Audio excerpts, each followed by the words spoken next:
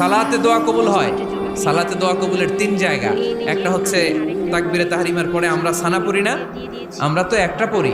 আল্লাহর হাবিব সুন্নাহ এবং নফল নামাজে আরো পড়তেন সানা, ওই দোয়া কবুল হয়। 2 নম্বর জায়গা সালাতে সেজদায় পড়ে দোয়া করলে কবুল হয়। আকরাবু মা ইয়াকুনুল আবদু মির রাব্বিহি ওয়া হুয়া সাজিদ ফাকসিরু ফীহি দুআ। বান্দা যখন সেজদায় লুটিয়ে পড়ে বান্দা আল্লাহর সবচেয়ে কাছে চলে যায়। তা কিন্তু বিশ্বনবী বলে সেজদাটা তোমার রবের কুদরতি পায়ের উপরে পড়েছে। সেজদায় পড়ে দোয়া করেন। সালাম ফিরানোর আগে বিশ্বনবী দোয়া করতেন, লা ইউসাল্লিমান্না আহাদুকুম হাত্তা ইয়াতাআওয়াযা মিন আরবা'a।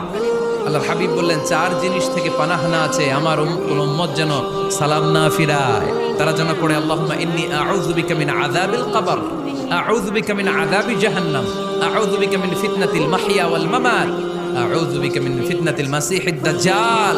আল্লাহ কবরের আযাব থেকে বাঁচাও, আল্লাহ জাহান্নামের আগুন থেকে বাঁচাও, আল্লাহ জীবন